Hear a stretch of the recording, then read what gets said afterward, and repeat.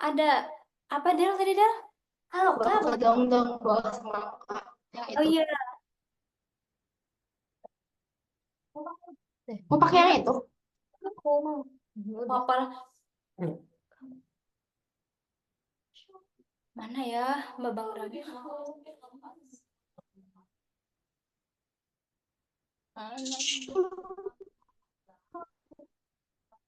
Sedikit yang bertanya. Dulu lah. Antara jam waktu Ada Del.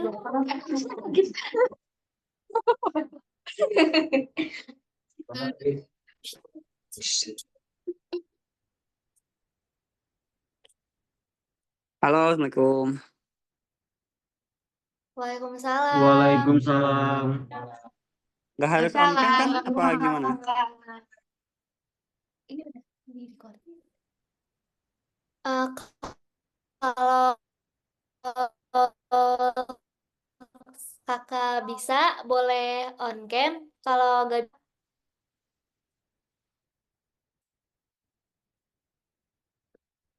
Bentar, bentar.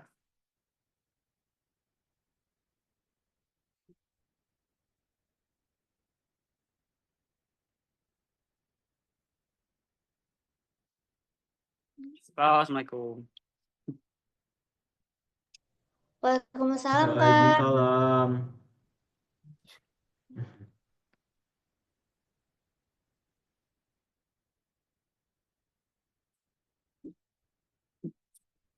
Gimana, gimana?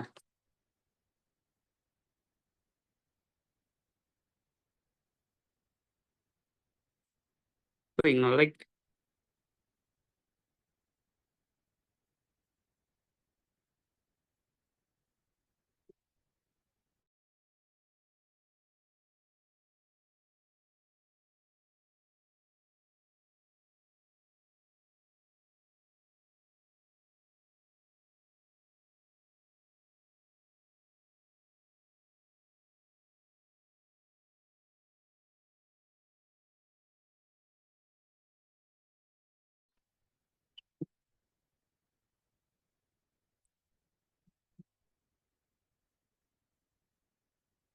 Ini agak ngelag apa gimana ya? Sebentar. Iya, Kak. Sinyalnya, Kak. Bentar, Kak.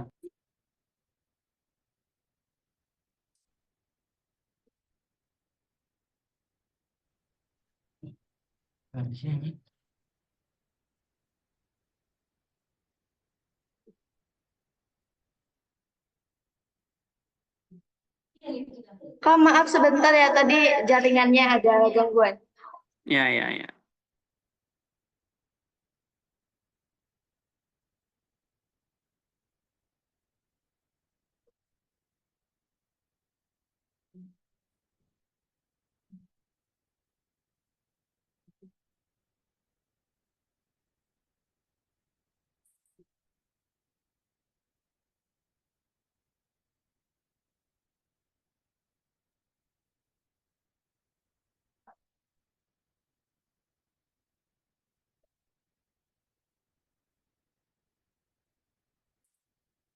Yuk. Mohon maaf ya Kak, tadi jaringan kita nge-lag. Iya, nggak apa-apa. Santai-santai. Kak, ini langsung saja ya Kak ya? Boleh, mau perkenalan dulu, boleh. Mau pendahuluan dulu, boleh. Mungkin perkenalan dulu ya. Mangga, mangga. Perkenalkan Kak, saya Lita Rahmadani dan saya Safira Rizky Wulandani. Di sini kita sebagai moderator dalam wawancara kali ini kita sambil sharing-sharing santai aja ya Kak. Mangga, boleh, boleh.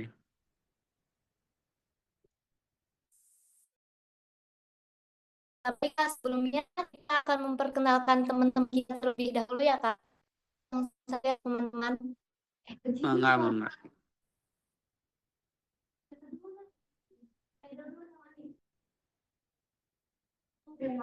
Halo Kak, perkenalkan saya Edelwis. Dan saya Ani Demupa. Dan saya Restu. Saya Seno Aji. Dan saya Agis Firmansyah. Saya Farel Tio.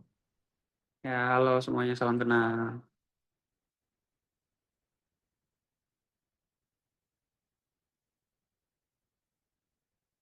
Semester berapa ini tuh?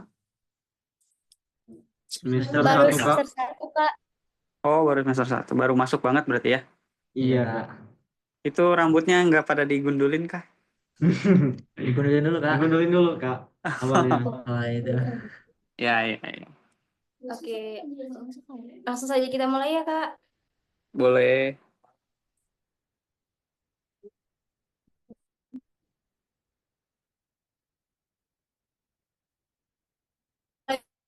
Warahmatullahi wabarakatuh.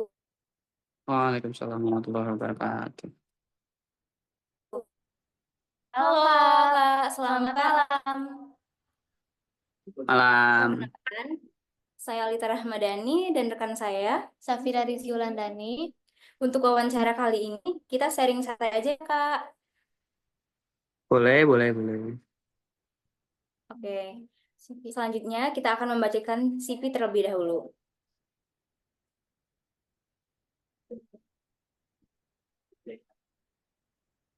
Langsung saja, nama Muhammad dan Dirgantara, umur 25 tahun, domisili Kota Cirebon, tempat bekerja RS Gunung Jati Kota Cirebon, riwayat pendidikan D3 Keperawatan Konsentrasi Anestesi 2020, riwayat pekerjaan 2020 sampai 2021 RSU Muhammadiyah Cirebon selama 8 bulan, 2021 Juci Hospital selama 4 bulan, 2021 sampai sekarang RS Gunung Jati Kota Cirebon selama 3 tahun.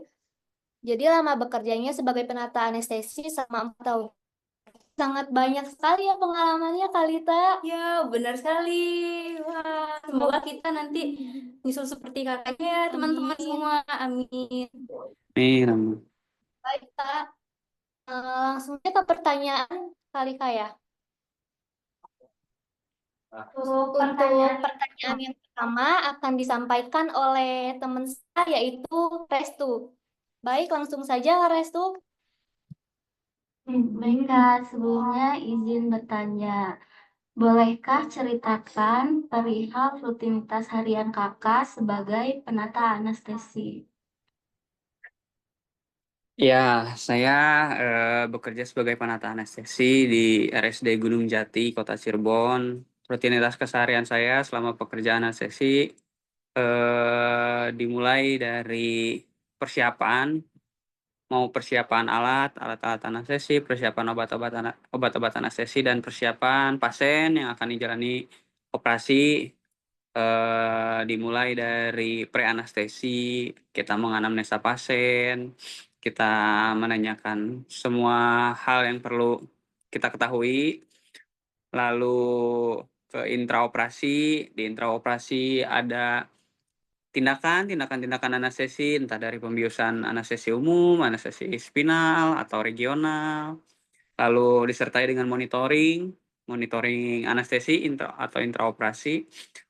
Setelah itu di pasca anestesi juga monitoring pasien-pasien pasca operasi di ruang recovery room atau di ruang pacu, penilaian ALDRE score dan hal sebagainya, serta eh, melaksanakan tugas-tugas lain yang menunjang tindakan anestesi, tentunya dalam proses pengawasan oleh dokter anestesi.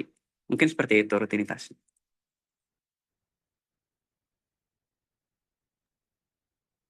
Baik, Kak. Terima kasih untuk jawabannya. Sami. Oke, selanjutnya ke pertanyaan yang kedua dibacakan oleh teman saya, yaitu Agis. Silakan Agis. Kak, sekarang saya akan bertanya, bagaimana cara Kakak berkomunikasi dengan atasan serta berkoordinasi dengan tim medis yang lainnya? Terima kasih. Oke, kalau buat komunikasi, kita harus belajar dulu yang namanya etika dasar ya, atau etika berkomunikasi atau komunikasi efektif. Yang namanya komunikasi itu harus dua arah, nggak ada yang satu arah. Kalau satu arah mungkin disebutnya khotbah, bukan komunikasi. Kalau komunikasi itu harus selalu dua arah. Apa yang kita sampaikan harus didengar oleh sang pendengar, dan apa yang pendengar itu apa yang orang lain sampaikan juga bisa didengar oleh kita. Yang pertama ya etikanya dulu. Dari etika kita harus tahu penempatan bahasa atau sopan santun dan etika, mau baik terhadap teman sejawat, terhadap mungkin junior ada tingkat, atau terhadap mahasiswa yang lain, atau terhadap juga atasan atau senior-senior kita yang lain. Jadi kalau dalam berkomunikasi yang paling diutamakan itu etika berkomunikasi, basic manner. Mungkin kalau dalam sekolah atau dalam kampus kita nggak pernah belajar yang namanya basic manner, tapi itu memang harus dipelajari dan harus ditekuni, karena hal yang paling mendasar yang kita punya itu dari basic manner.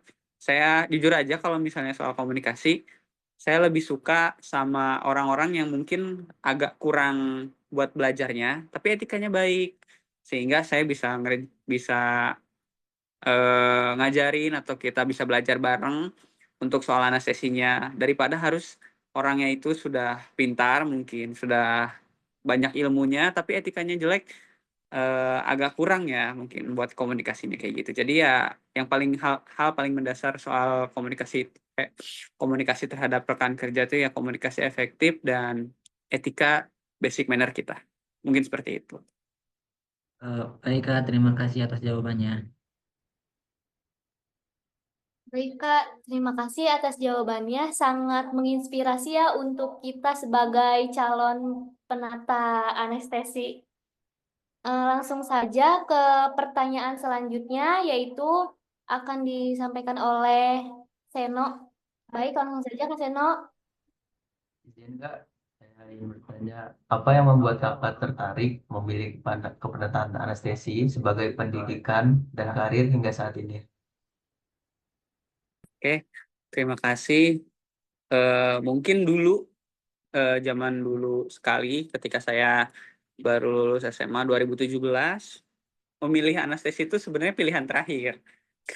Karena mungkin awalnya saya minatnya di kedokteran kayak gitu-gitu, tapi ya karena nggak masuk, nggak lolos, saya bingung sebenarnya mau kemana. Cuman dari kakak saya dan bapak, mungkin dari bapak, dulu bapak tuh tentara tapi bagian perawat bedah, dia tahu soal anestesi, ada dukungan dari orang tua, dukungan dari kakak, nyari tahu soal anestesi. Yang bikin saya tertarik di anestesi itu mungkin lebih ke kayak kita bekerja di belakang layar.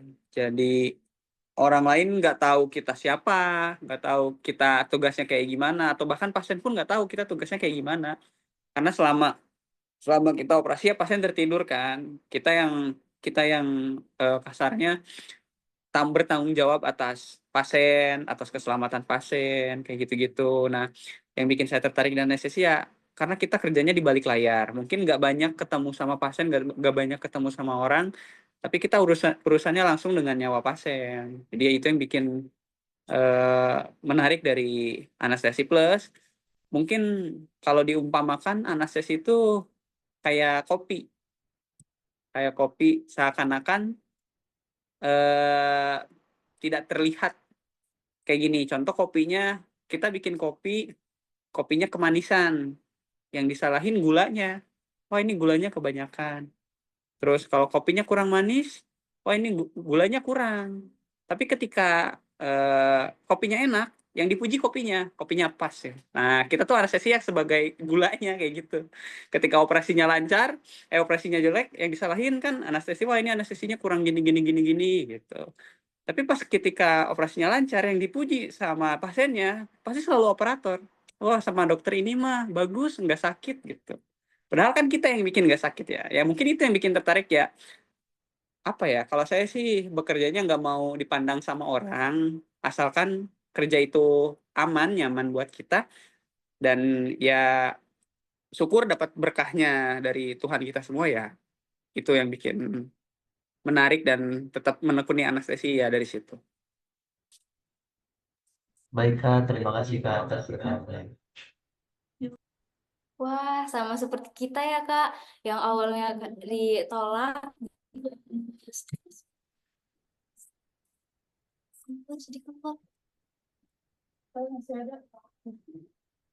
Wah, sama seperti kita ya, Kak, yang awalnya kita ditolak dari mana-mana, ya ujung-ujungnya ke anestesi, tetapi ketika sudah dijalankan, sangat menantang dan menginspirasi gitu. Baik, terima kasih untuk jawabannya. Langsung saja ke pertanyaan yang keempat, yaitu akan disampaikan oleh Tio. Baik, Kak, saya di sini ingin bertanya tentang apa tantangan dan resiko terbesar yang pernah dihadapi oleh Kakak sebagai seorang penata anestesi dalam memberikan pelayanan terbaik bagi pasien.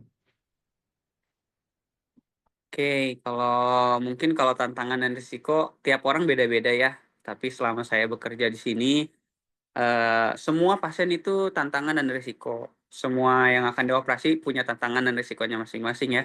Mau resikonya besar, mau resikonya kecil, itu semuanya berisiko. Jadi selama kita bekerja, nggak boleh sekalipun menganggap enteng atau remeh terhadap pasien, terhadap operasi yang akan kita alami. Kita lakukan gitu, seakan-akan kayak contoh operasinya, oh ini operasinya dengan asa satu, operasinya kecil, wah nggak usah terlalu gimana-gimana. Malah hal yang seperti itu yang bikin kita kurang waspada, hal yang seperti itu yang bikin kita kayak indera kita tuh tumpul, jadi nggak fokus, kadang kita ngeremehin, nganggap enteng. Nah itu tuh yang bikin bahaya. Itu suatu resiko juga yang sama sekali nggak boleh dilakukan oleh seorang penata anestesi. Jadi semua resiko sama. Semua pasien yang akan dioperasi itu semuanya pasti beresiko. Terus kalau bagi saya sendiri tantangan dan resiko terbesar tuh mungkin baru terjadi di bulan-bulan lalu kali ya. Saya pernah pegang pasien asa 5, bukan asa 5 kali ya, asa 4 mungkin disebutnya. Atau ya mau dioperasi nggak dioperasi mungkin bakal meninggal yang kemarin tuh. Jadi itu pasien sesar, pasien ibu hamil dengan penyakit sistemik berat yang mengancam jiwanya banyak sekali. Dari hipertensi, asma, punya diabetes, punya penyakit jantung, urium kreatininnya tidak benar, HB-nya rendah. Wah, itu sudah luar biasa sekali. Dan tantangan yang lebih dari itunya ya, saya ngerjain pasien itu sendirian tanpa ada senior. Terus SPAN-nya juga nitip karena di sini mungkin rumah sakit daerah SPAN-nya sedang di RS lain atau gimana kan, karena kekurangan ya kita yang standby, ya kita yang ngebiusnya gitu. Jadi delegasi dari SPAN mungkin kayak gitu. Tapi ya alhamdulillah kemarin pasiennya selamat, pindah ke ICU, pasiennya sadar, 3 hari di ICU, pulang balik ke rawat inap. Terus ya kelanjutannya sih katanya nggak ada gimana-gimana. Ya mungkin kayak gitu resiko dan tantangan yang pernah dialamin kemarin. Baik, Kak, terima kasih.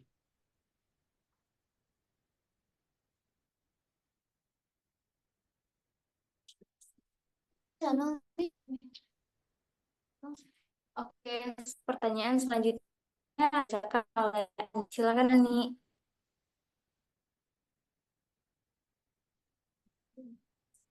Baik Kak, jadi selanjutnya saya ingin bertanya, bagaimana cara Kakak menjaga keseimbangan antara jam kerja sebagai penata anestesi dan pribadi Kak? Kalau untuk jam kerja ya kayaknya kita cuman bisa terima beres. Maksudnya mungkin kalau dengan teman-teman nanti kalau udah kerja dan kerjanya di kota atau di daerah yang SPAN-nya standby atau seniornya ada terus, bisa lebih leluasa buat dinas mungkin. Karena selama saya di sini eh, eh, saya kerja di Cirebon sini tuh pegang beberapa RS, jadi nyambi lah dibilangnya ya. Kalau dibilang zaman bahasa dulunya ngamen gitu. Jadi saya nggak cuma di Gunung Jati doang, tapi saya juga ke swasta, ke RS-RS yang lain. Nah, kadang kita tuh agak susah mengatur pola istirahat, pola tidur kayak gitu-gitu. Cuman ya sedapatnya aja. Kalau misalnya memang ada waktu buat istirahat, entah itu 2 jam atau cuman 3 jam, diistirahatin. Jangan dipakai hal-hal yang kurang baiklah buat kesehatan kita. Kayak kita terlalu maksain, sudah dinasnya dari pagi sampai malam, tapi malamnya malah begadang lagi ngerjain apa. Nah, jangan kayak gitu. Kalau emang ada waktu buat istirahat, ya dipakai istirahat. Tapi kalau memang sudah tidak bisa dipaksakan, ya jangan diambil. Jadi saya selalu berprinsip tidak terlalu mengabdi kepada perusahaan atau kepada rumah sakit. Karena kalau misalnya kita sakit atau kita ada kurangnya, rumah sakit bisa nyari penata lain gitu. Kan tapi kalau kita kan ya gimana ya? Sakit nggak ada yang minta, tapi kurang tidur juga nggak ada yang minta, kita yang nyanggupin sendiri gitu. Tapi kalau misalnya memang nanti kerja ada teman sejawat atau ada senior yang bisa dimintain tolong untuk menggantikan dinas atau dimintain tolong untuk ngebantu soal dinas yang lain, ya minta bantuan lah. Makanya di situ gunanya relasi teman-teman tuh ke senior, ke dokter anestesi atau ke teman-teman yang lain, itu perlu tuh ya kayak gitu untuk mengcover kita kalau kita lagi kurang enak badan atau kurang istirahat, yang ngejaga keseimbangan tubuh lah dari situ mungkin. Baik, Kak, terima kasih. Kita harus memanajemen waktu dan menjaga kesehatan kita berarti ya Kak sebaik mungkin Betul. kerja kita kalau gitu ya Kak bener nggak? Wah, sangat berat. Sangat dan sangat menantang ya Kak ya.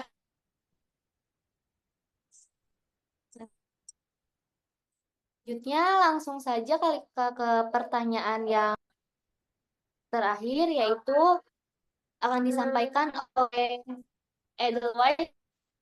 Baik, silahkan Kak Edelweiss. Kalau Edelweiss, izin bertanya. Pertanyaannya, kan tadi kata kakak itu bisa nyambil di beberapa rumah sakit ya.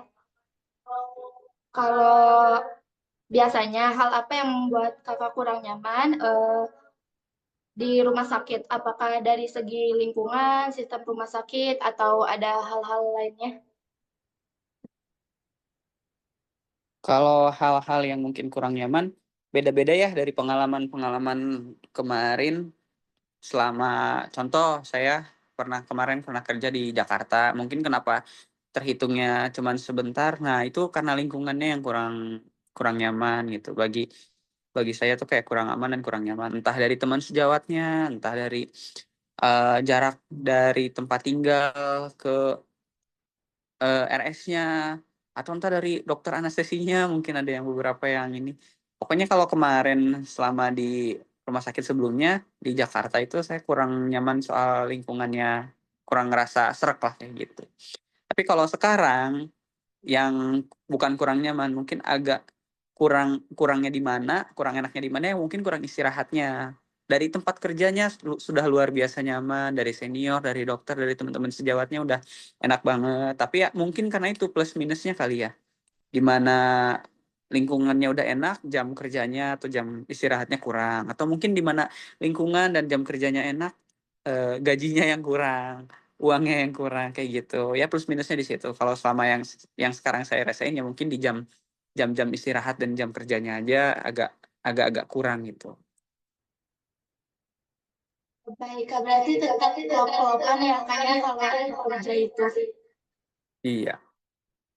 Yang terakhir, untuk kita nih Kak, pertanyaannya yaitu apa pesan dan harapan Kakak untuk kita sebagai calon penata anestesi ke depannya selama menjalani pendidikan atau ada hal yang ingin dibekali kepada kita sebelum kita menginjak ke ranah pekerjaan?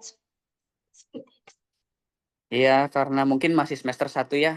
Kalau saran sih dari saya, kalau untuk kedepannya teman-teman di sana, jangan sampai kena yang namanya hukum alam. Saya tahu karena masih semester 1 mungkin ada yang masih kayak mencari jati diri, masih kayak, saya bener nggak ya masuk anestesi, atau pilihan saya tepat nggak sih di anestesi ini. Oh, ada mungkin, nggak nyaman, senior yang nggak enak atau kayak gimana. Kalau bagi saya dulu itu suatu tantangan ya, suatu ujian gitu, dimana kalau kita nggak bisa ngelewatinnya ya kita dapat hadiahnya, kita dapat berkahnya. Tapi kalau kita mundur dan malah nyerah di tengah-tengah hal itu, yang ada ya kita nggak dapat apa-apa. cuman buang-buang uang, kasihan sama orang tua, kasihan sama diri sendiri, udah jauh-jauh capek buat kuliah, udah jauh-jauh ya dari luar pulau, kan ada yang beberapa dari luar pulau, jauh-jauh buat belajar, buat ingin tahu anestesi tapi malah nyerah di tengah jalan, itu sangat disayangkan. Yang pertama, beresin dulu kuliahnya, belajar yang benar. Terus kalau buat belajar, tidak selamanya harus belajar dengan buku, tidak selamanya harus belajar dengan jurnal dan hal sebagainya. Bisa belajar dari pengalaman-pengalaman, entah pengalaman kalian, entah pengalaman teman kalian, atau entah pengalaman dari senior-senior. Gitu. Terus untuk kedepannya, saran dari saya ya jaga etikanya, jaga nama baik dari Universitas Bakti Kencana, nama baik dari anestesi. Jangan sampai kalian tuh ada mencoreng atau kayak ngelakuin tindakan yang nggak bener lah, dan atau jadi nama buruk UBK atau anestesi itu tercoreng gara-gara kalian. Nah, itu jangan sampai terjadi. Terus karena kalian masih semester 1, coba pelajarin lebih jauh lagi soal anestesi, mau dari buku, mau dari dosen, mau dari kampus, mau dari temen atau dari senior, apalagi dari senior kalian, bahkan yang udah praktek ke rumah sakit, sering-seringlah sharing. Saya tahu kok evaluasi di anestesi yang sekarang kayak gimana, mungkin gitu ya. Untuk koreksi aja, kalau kedepannya evaluasi yang lebih bagus tuh lebih seri, lebih enaknya ya sharing, tas sharingnya pengalaman, tas sharingnya soal ilmu kayak gitu. Kalau buat ya evaluasinya hanya untuk apa, marah-marah atau kayak komplain soal pakaian kita yang ada di diri kita mah, itu mah ada urusannya dari BEM, dari kampus, ya silahkan, itu ada wewenangnya. Tapi kalau sama senior lebih enaknya diajak sharing buat pengalaman, buat nanya-nanya soal obat lah, nanya-nanya soal anestesi kayak gitu.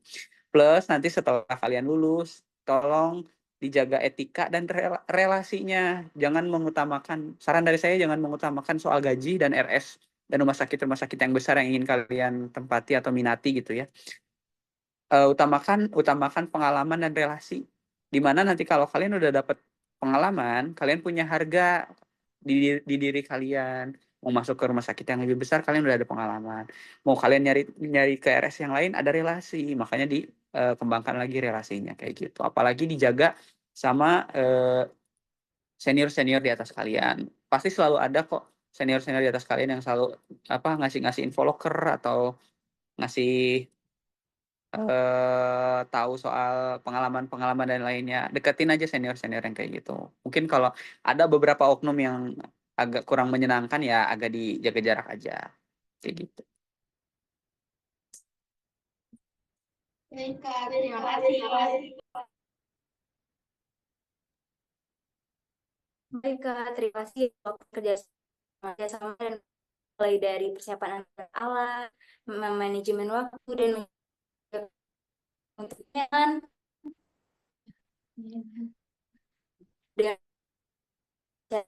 cara kita sebagai mengikuti jejak seperti Kakak. Sebelum ini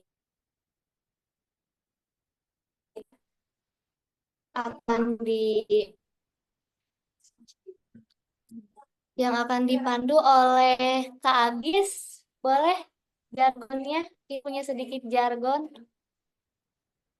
Baik Kak, teman-teman, di sini kita punya jargon ya sebelum penutupan. Kalau saya bilang calon penata anestesi, kalian bisa jawab sigap, berani, pasti bisa. Bisa ya? Saya coba ya. Calon penata anestesi, sigap, Berani, pasti bisa.